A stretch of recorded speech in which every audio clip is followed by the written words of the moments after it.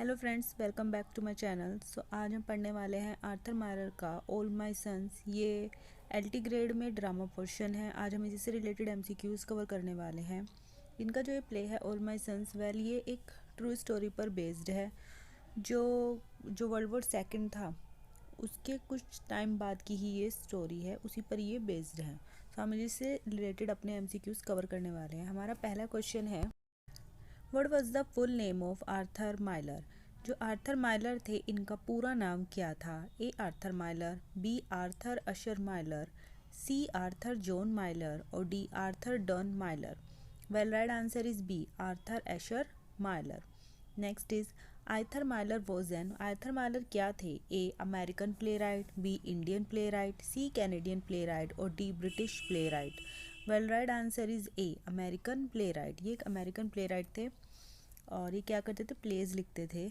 Next is Arthur Miller was born on. उनका जन्म कब हुआ था? 17 अक्टूबर 1911, 17 अक्टूबर 1912, 17 अक्टूबर 1913 और डी 17 अक्टूबर 1915।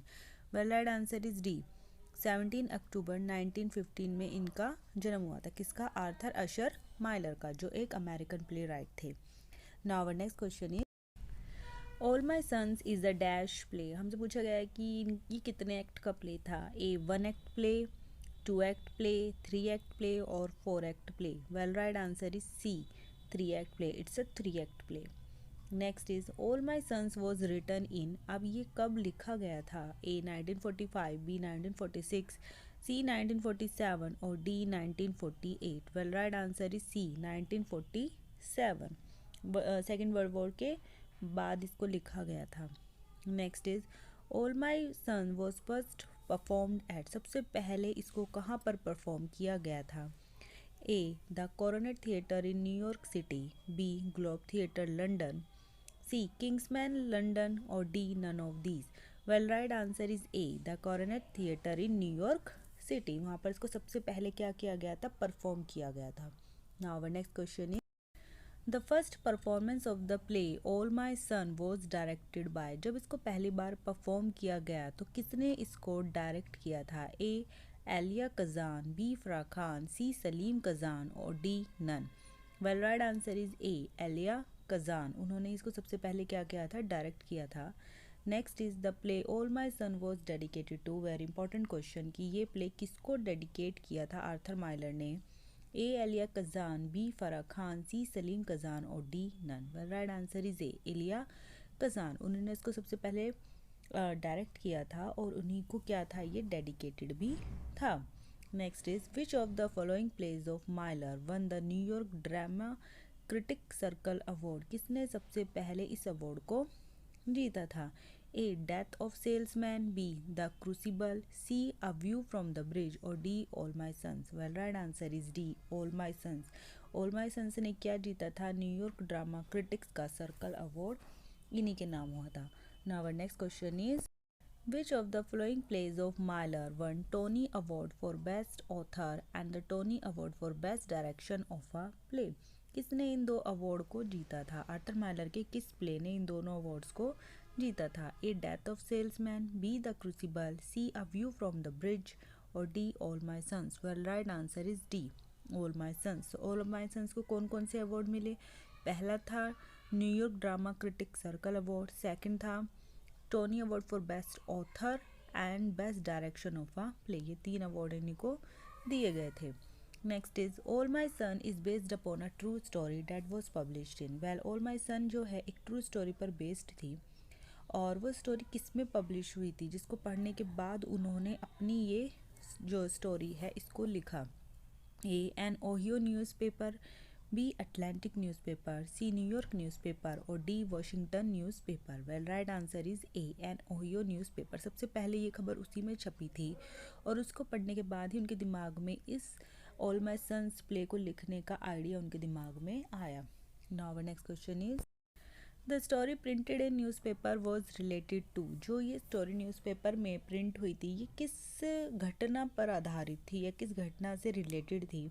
ए Wright aeronautical corporation, B corporal aeronautical corporation, C Donald aeronautical corporation और D American aeronautical corporation. So right answer is A Wright aeronautical corporation. हुआ क्या था कि इसमें जो ये दो पार्टनर्स थे ये क्या करते हैं, इंजन सप्लाई करते हैं जो क्रैक होते हैं, तो वो उसको रिपेयर करके भेज देते हैं, जिसकी वजह से वर्ल्ड वॉर के दौरान 21 पायलट की डेथ हो जाती है, उनकी क्रैश लैंडिंग हो जाती है। सो ये उसी से रिलेटेड हमारी स्टोरी है। और यही खबर कहाँ छपी थी, अखबार में छपी थी, जिसको पढ़ने के बाद उनके दिमाग में ये प्ले लिखने का उन्हें एक आइडिया मिला।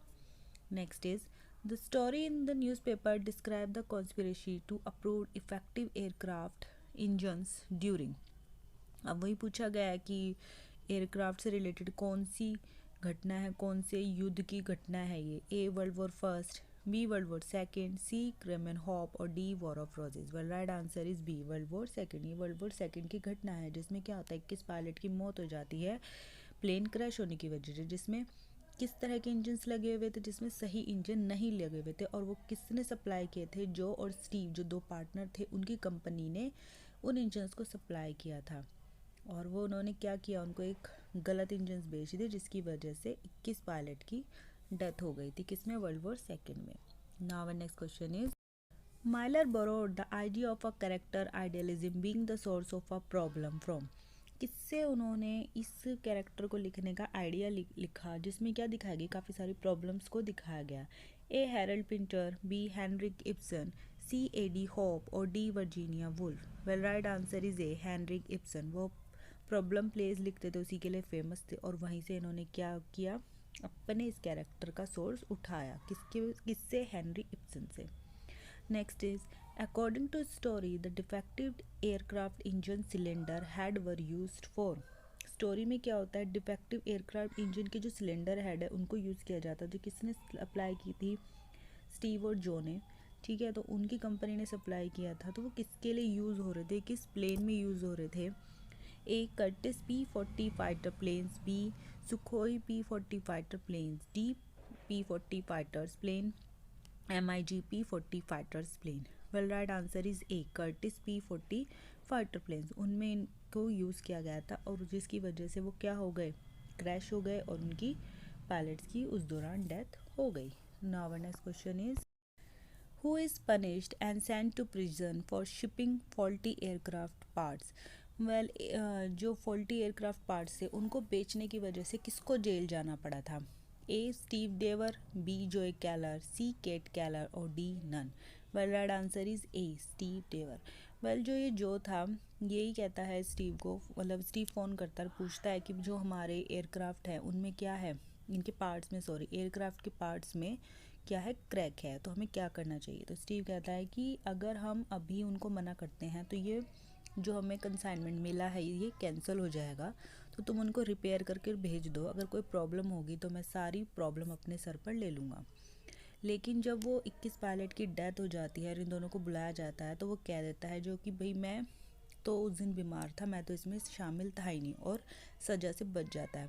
तो पनिशमेंट जेल किसको जाना पड़ता है, स्टीव को जेल जाना पड़ता है, और सारा ब्लेम उसी के सर पर आ जाता है, उस बेचारे को जेल भेज दिया जाता है। Next is who lives in denial and keep mourning for her older son Larry, who has been missing in action for 3 years and refuses to believe that Larry is dead। कौन है जो अपने बड़े बेटे लैरी के गम में 3 साल तक रोती रहती है, जो 3 साल से गायब है, और वो इस बात को मानने से कि वो मर चुका है, इस बात को मानने से ही इनकार कर देती है। A Steve Deever, B Joe Keller, C Kate Keller और D Chris Keller. Right answer is C Kate Keller. Kate Keller इस बात को मानने से क्या कर देती, मना कर देती कि मेरा बेटा मरा नहीं है। ये कौन था, ये जो और केट का बड़ा बेटा था लैरी, जो सुसाइड कमिट कर लेता है अपने, जब उसे पता चलता है कि उसके पिता ने क्या किया था, मतलब सारा ब्लेम स्टीव के सर पर डाल दिया, तो इस गिल्ट की वजह से वो सुसाइड कर लेता है। Now our next question is who had a love relationship with Larry Keller before his disappearance। Larry कैलर के गायब होने से पहले किसके साथ वो लव रिलेशनशिप में होता है, लैरी किसके साथ रिलेशनशिप में होता है। A Lydia Lubey, B Ann Deever, C Kate Keller और D Chris Keller. The right answer is B Ann Deever. वो एन डेवर के साथ क्या होता है, रिलेशनशिप में होता है, कौन, लैरी। और ये एन डेवर कौन है, ये स्टीव डेवर, जो कैलर है उसके पार्टनर की बेटी होती है, कौन, Ann Deever.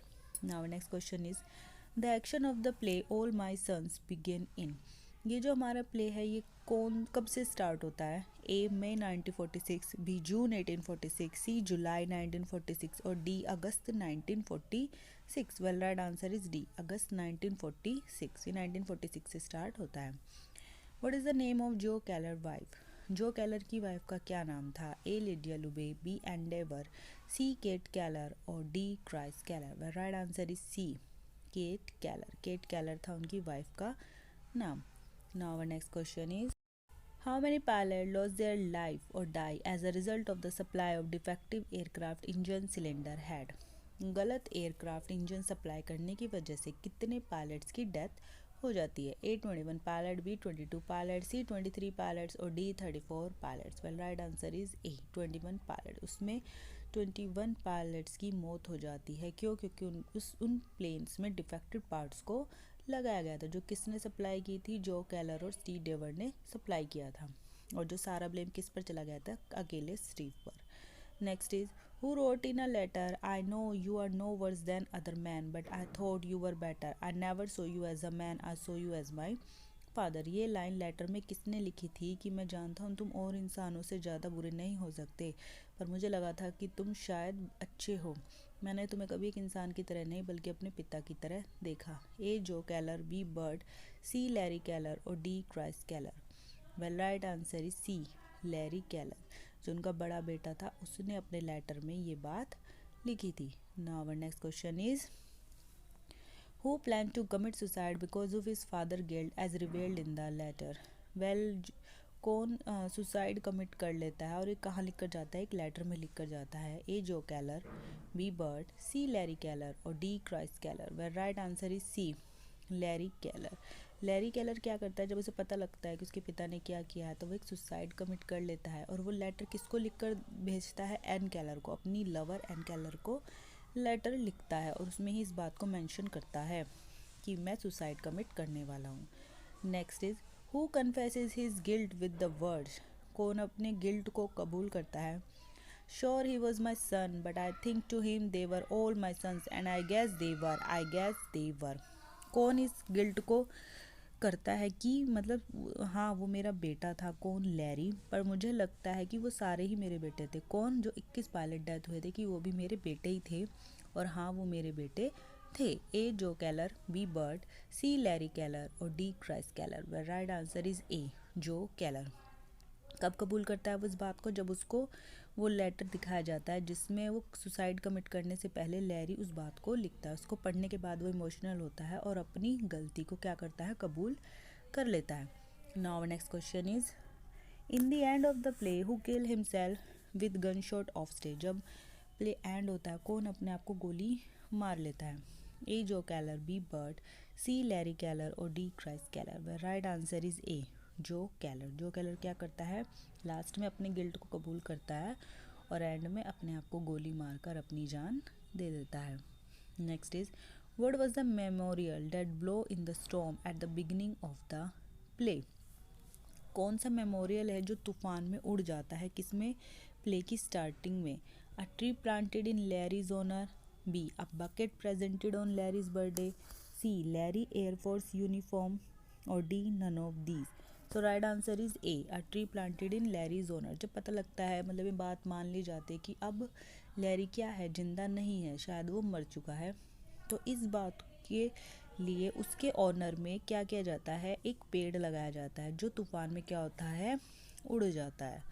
Now next question is, we never took up our lives again, we are like a railroad station waiting for a train that never comes in, who says? ये लाइन किसके द्वारा बोली गई है?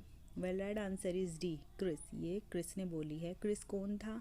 वेल लैरी का छोटा भाई था क्रिस, जो अब किसके रिलेशनशिप में है? अब वो एन के साथ रिलेशनशिप में है और उनके दो बेटे थे, क्रिस एंड लैरी, और ये छोटे वाला है क्रिस और अब रिलेशनशिप में क्या किसके है? लैरी की जो गर्लफ्रेंड थी एन, उसके साथ रिलेशनशिप में है।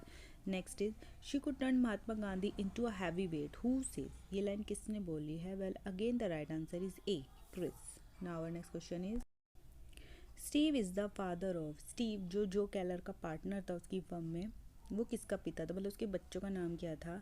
ए N Dever and George Dever, B Joe Keller, C Chris Keller and Larry Keller और D none of these. Well right answer is A N Dever and George Dever, ये क्या थे, दोनों उसके बच्चे थे। ये एन है जो पहले किसके साथ रिलेशनशिप में थी, जो केलर के बड़े बेटे लैरी के साथ, और बाद में उसकी मौत के बाद किसके साथ रिलेशनशिप में आ गई, क्रेस के साथ। Next is the name of the firm is, जो कंपनी थी उसका क्या नाम था। Well right answer is A, J.O. Keller and son, क्या था उनकी कंपनी का नाम था। Now next question is I'm asking you, what am I? A stranger? I thought I had a family here. What happened to my family? Who says? ये line किसने बोली है? A Joe Keller, B cat कैलर, C GeM और D Frank. Well right answer is A Joe Keller, जो कैलर के द्वारा ये line बोली गई है। Well thank you for watching my video, this was my last question. Please like and subscribe for more videos. Thank you.